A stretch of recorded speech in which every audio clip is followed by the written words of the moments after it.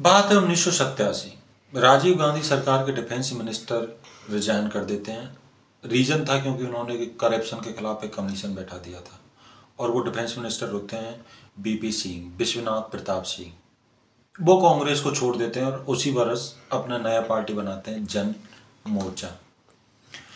उसके बाद 11 अक्टूबर 1988 को, जो कि जयप्रकाश नारायण की जन्मतिथि होती है, समाजवादी पार्टी मिलके एक नई पार्टी बनाते हैं, जनता दल, जिसमें पार्टी जो होती है, जैसे एक तो जन मोर्चा होती है, उसके बाद एक भाग जनता पार्टी का होता है, एक भाग लोक दल का होता है और जगजीवन राम की कांग्रेस होती है। 1989 में 9वें लोकसभा चुनाव होने होते हैं।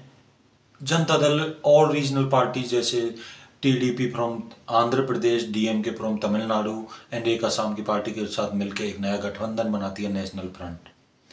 चुनाव होते हैं, मेजोरिटी किसी की नहीं आती, लेकिन सरकार बनती है नेशनल फ्रंट की और प्रधानमंत्री बनते हैं बीपी सिंह। बाहर से बीजेपी का और लेफ्ट फ्रंट का सपोर्ट मिलता है।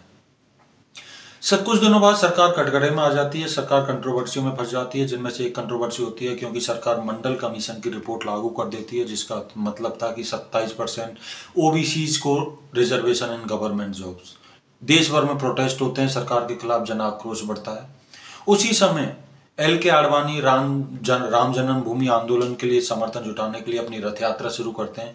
वो बिहार पहुंचते हैं और उनकी गिरफ्तारी हो जाती है। बीजेपी बीपी सिंह गवर्नमेंट को जिम्मेदार मानती है और अपना समर्थन वापस ले लेती है। सरकार माइनॉरिटी में आ जाती है। प्रेशर बढ़ता है अपनी मेजोरिटी साबित करने का। सरकार कॉन्फिडेंस मोशन लेके आती है और कॉन्फिडेंस मोशन पास नहीं होती है। सरकार रिजाइन करती है।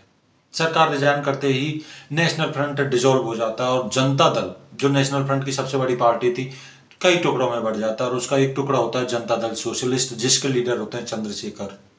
वो प्रधानमंत्री पद के दावेदार बनते हैं और उनको शपथ दिलाई जाती है प्रेसिडेंट आर वेंकट रमन के द्वारा। कांग्रेस बाहर से सपोर्ट करती है, लेकिन सरकार तुरंत ही कंट्रोवर्सी में फंस जाती है, तुरंत ही कटघरे में खड़ी हो जाती है।